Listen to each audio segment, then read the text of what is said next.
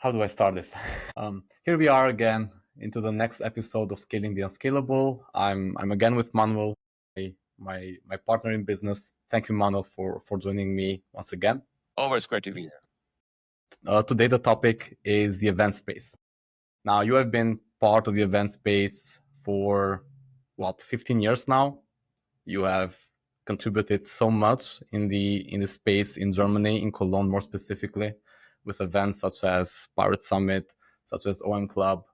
More specifically, Pirate Summit has even helped Cologne be part of the map, of the startup map in Europe. So your contribution is definitely noteworthy. And I would love to discuss with you how the space has evolved during the past 15 years or so. So if you can maybe start with doing an overview, and we can take it from there. Yeah, absolutely. So I've been in that space. I actually stumbled in that space in 2010. It was not really on a purpose, or let's say 2008. I moved to Cologne and didn't have a good network here. Then I found somebody through my network, and then we decided, oh, wouldn't it be great to host a small meetup in Cologne every first Friday of the month, and just to meet up with fellow entrepreneurs, hang out, and just discuss things, and maybe help each other out. And that's the first experience really that I had with business events. Before I had the usual anniversary or birthday or something like that. And then all of a sudden we got together and we wanted to do this conference, and we actually just wanted to do a meetup and then a gathering and then a conference, and then step by step it grew bigger.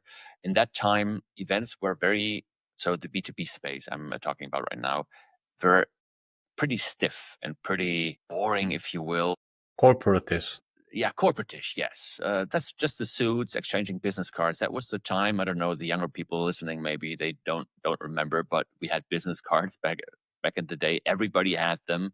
They had to be nicely designed. They had to feel good, etc. And you just handed them over, and this is my card. And you went to an event. At the end of the event, you came back with this pack of business cards, and it was a good event if you had this big pack of 10, 20, 30, whatever business cards. Yeah, that was, to be fair, that was a time where the things were just not, there was not a big view on how to make this great, how to make this a real experience. It was more just get together, you talk to people, you exchange business cards, and then you email them, maybe you call them, whatever, and then you do something afterwards. Obviously, there were also other events more in the private leisure space that were actually the VIP cool. ones, right? Exactly, yeah. So they were actually cool. They were experiences, but they were not really that much B2B events that you would go to.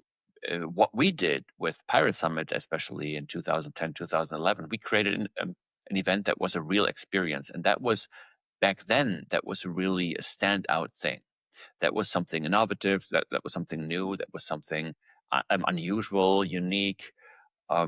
It's not like that anymore, because other events have also evolved. And if you look at the whole space now, it has evolved from something that is more transactional to something that's more experiential. And then through these experiences, also transactions or business come out of that. And we saw that whole space evolve every year. New events created new experiences. We had, for example, we had every year we produce a big party since 2008 actually, and that party has evolved over time to also be very experiential, very crazy creative. So it's a party for 3,000 plus professionals, B2B party at a huge fair also here in Cologne. And what we put there was exactly Mexico.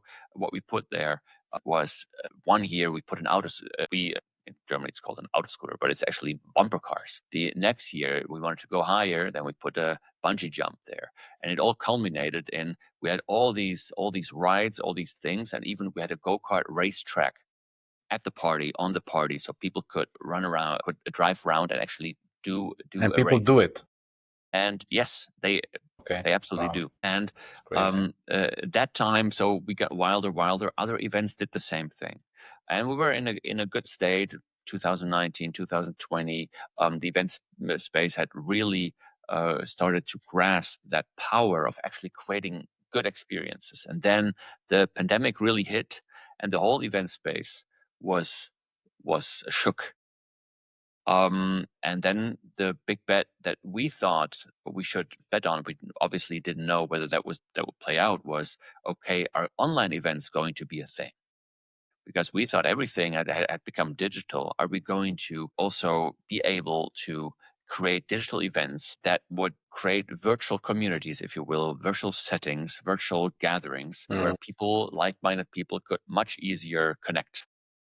The thesis that we had was actually, so that was just an assumption, and we thought like this could happen. Nobody knows the future, right? But this could be a route. The thesis that we had was that the digital experience would become so good that we would still feel connected, would want to hang out with others digitally, virtually, and talk with them and have experiences like we also had in the physical world. We all know by now that parts of that have remained. So what we do is we have webinars, people do webinars, people log in, people see what others tell, etc. But a real, like a conference kind of event experience, a real B2B networking experience, that has not evolved, and actually it has swung back quite a bit. And so we had 2-3 years where these platforms had massive valuations. They totally took off. And then all of a sudden, they basically, the valuations crumbled. People were not really interested anymore. Yeah. What we definitely see is a different behavior of the people and also different experiences. So yes, more events right now are doing live recording, live streaming of the sessions, talking about conferences now, right? So if they have a speaker speak, they record it, they often stream it. So you have this hybrid element that was very normal in the pandemic period. Then people have less commitment, just as you would have with online events. You have less commitment. People they come, they decide really, really late whether they are going to join or not. Actually, yesterday I was at an event here in the region, and I talked to the organizers, and 6-7 weeks ago, they only had half the tickets sold that they were expecting, hoping. And I totally know that feeling. And you have this feeling like, oh, are the other people actually going to come? Are they going to show up? Do I have enough food? Do I have enough space? Do I have to rearrange? Is it going to be too empty? Is it going to be whatever, right? All of these questions that you have. And then the ramp up really came in the last weeks. And that's something that definitely changed after the pandemic. People are going, just like online events. You decide late. You don't know. Maybe you can fit it in. Maybe not. That commitment that I want to go is, and I'm going to commit right now, 3 months, 6 months in advance, is not really there anymore. That makes life for an event super hard, super tough, actually, to really plan well. But it also means that if you tell that story well, that within a few weeks or months, you can actually fill up an event quite well. So people do not want, or also don't need, to plan too much in advance.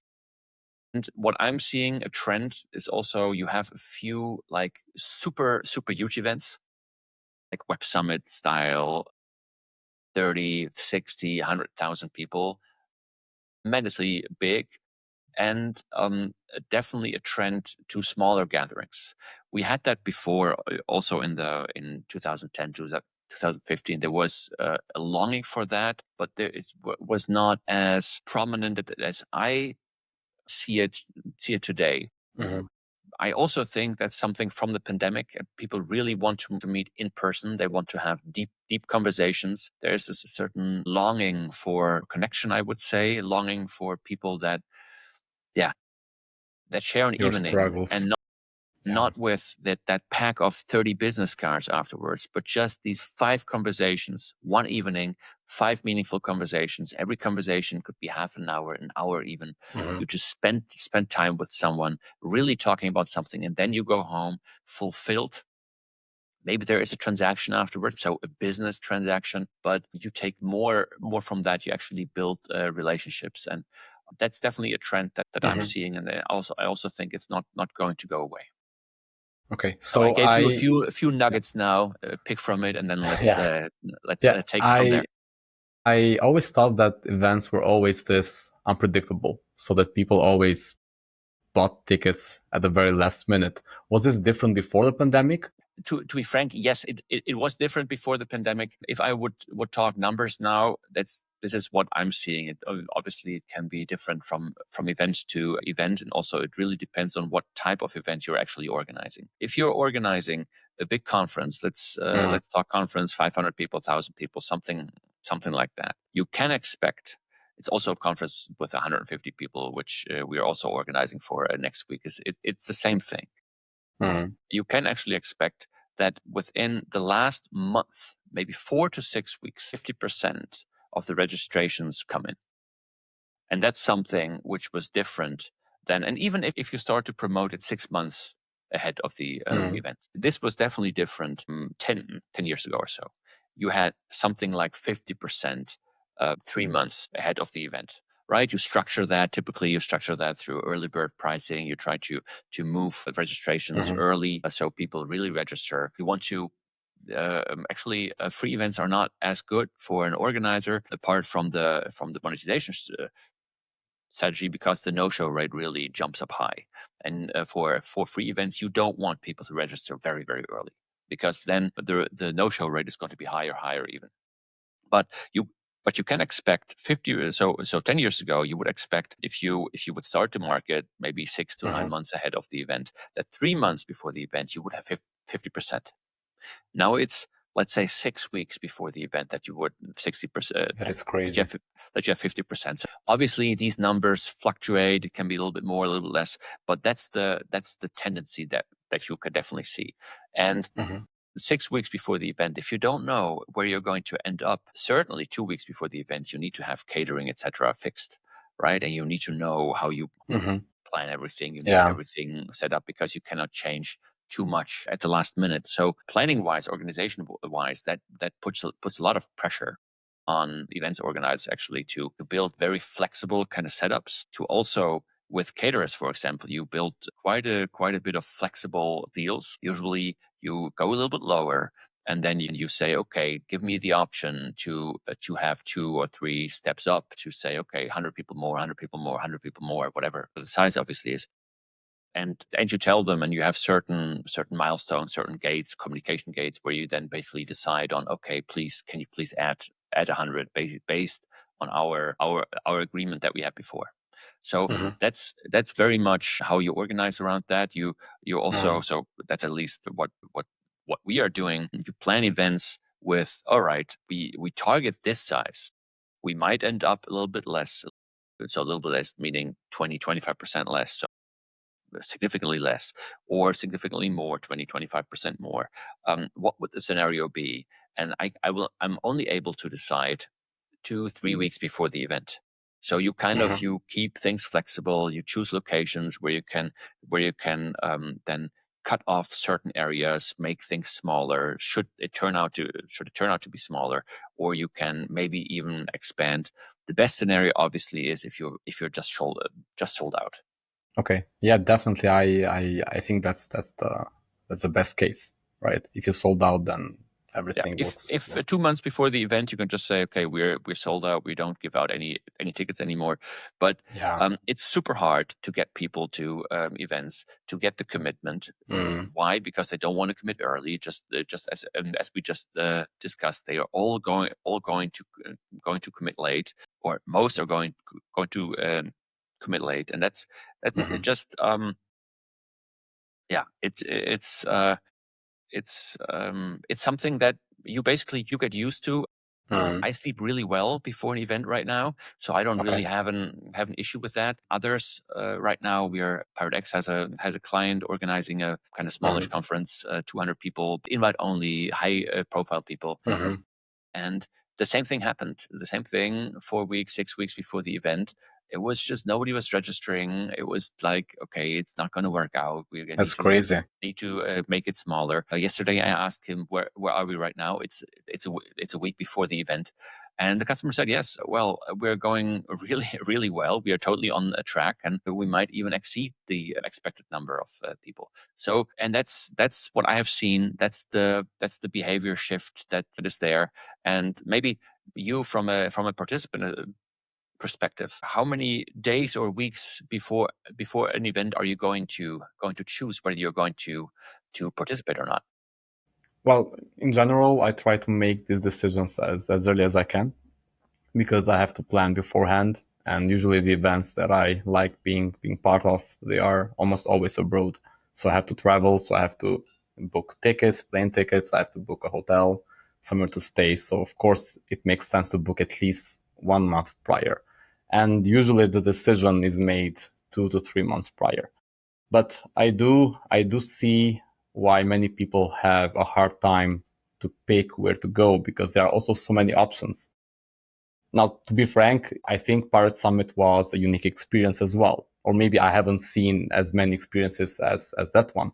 So I would believe that people would make a decision to be a part of that much earlier, but definitely you were running it. So you have a much better view of it.